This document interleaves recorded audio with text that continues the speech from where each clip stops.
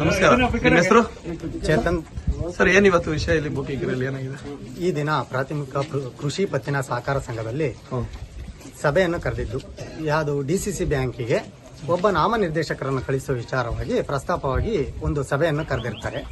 ಸಭೆಯನ್ನು ಕರೆಯಬೇಕಾದ್ರೆ ಮುಂಚಿತವಾಗಿ 7 ದಿವಸ ಮುಂಚಿತವಾಗಿ ಒಬ್ಬರಿಗೆ ನೋಟಿಸ್ ಕೊಡಬೇಕು. ಒಂದು ಸಭೆ ಮಾಡಬೇಕಾದ್ರೆ ಯಾವುದೇ ಸಭೆಯನ್ನು 7 ದಿವಸ ಮುಂಚಿತವಾಗಿ ಮಾಡಬೇಕಿತ್ತು.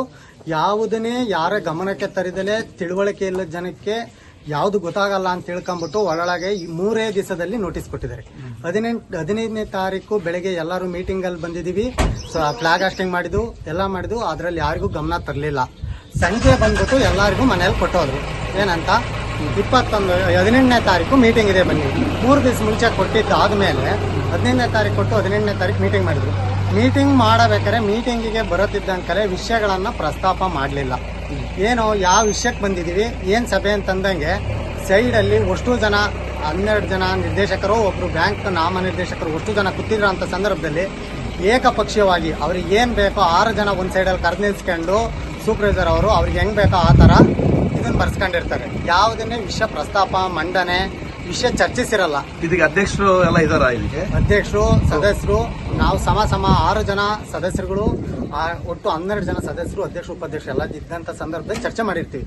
ಚರ್ಚೆ ಮಾಡಕ್ಕೆ ಬಿಡಲ್ಲ. ವಿಷಯ ಏನಂತ, ಯಾರನ್ನು ಕಳಿಸ್ಬೇಕು ಏನು ಅಂತಂತ ಒಂದು ವಿಷಯ ಪ್ರಸ್ತಾಪ ಮಾಡಬೇಕು.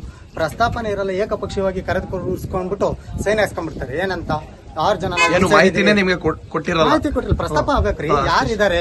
2 ಜನ ಇದ್ದಾರೆ. ನಾವು ಇದೀವಿ ಅಂತಂತೀನಿ ಹೆಸರು ಹೇಳ್ತಾ ಇದೀವಿ. ಇನ್ನು ಹೆಸರು ಹೇಳೋದಕ್ಕೆಲ್ಲ ಇಲ್ಲ ಅವ್ರ ಹೆಸರಿಗೆ ಅಂತ ಬರ್ಕೊಂಡು ಹೋಗ್ಬಿಟ್ರೆ ಅದು ಸೂಕ್ತ ಅಲ್ಲ. ಇದು ಒಂದು ಸಾರ್ವಜನಿಕ ಆಸ್ತಿ. ಇದು ಆರಳ್ಳಿಗೆ ಸಂಬಂಧಪಟ್ಟಿದ್ದು, ಯಾರ ಸ್ವಯರ್ಜಿತ ಆಸ್ತಿ ಅಲ್ಲ. ನಾವು ನಮ್ಮನ್ನ ಜನಪ್ರತಿನಿಧಿಗಳು ಆರಿಸಿ ಕಳಿಸಿರೋದು ಎಲ್ಲರಿಗೂ ಸಮರ್ಪಕವಾಗಿ ಒಂದು ನ್ಯಾಯ ಒದಗಿಸ್ಕೊಡ್ಲಿ ಅಂತ. ನಾವಿಲ್ಲಿ ನಮ್ಮ ಸ್ವಯರ್ಜಿತಕ್ಕೆ ಹೆಂಗ್ ಬೇಕಂಗೆ ಉಪಯೋಗಿಸ್ಕೊಳಕ್ಕಾಗಲ್ಲ. ಇಂಥ ಹೆಂಗ್ ಬೇಕಂಗೆ ಮೊದಲಿಂದಲೂ ನಡೆದಿರೋಂಥ ವ್ಯವಸ್ಥೆ ಈಗಲೂ ಸಹ ಅದನ್ನು ಮಾಡಿದ್ದಾರೆ. ಆದ್ರಿಂದ ನಾವು ಈ ರೆಸಲ್ಯೂಷನ್ ಇದನ್ನ ಎಲ್ಲ ಖಂಡಿಸಿ ಇವತ್ತಿನ ಸಭೆಯನ್ನು ಮುಂದೂಡಬೇಕು. 7 ದಿವಸ ಮುಂಚೆ ನೋಟಿಸ್ ಕೊಡಬೇಕಿತ್ತು ಅಂತ ಅನ್ನೋದು ಒಂದು. ಅದಾದ ಮೇಲೆ ಸಭೆ ಮುಂದೂಡಬೇಕು ಕಡ್ಡಾಯವಾಗಿ. ಅದಕ್ಕೆ ನಾವು ಅಷ್ಟು ಜನ 6 ಜನ ಸದಸ್ಯರುಗಳು ವಿರೋಧ ವ್ಯಕ್ತಪಡಿಸಿದಾಗ ಸಭೆ ಮಾಡಿರೋದು ತಪ್ಪು. ಈ ಡೆಲಿಗೇಷನ್ ಮಾನ್ಯತೆ ಮಾಡಬಾರ್ದು.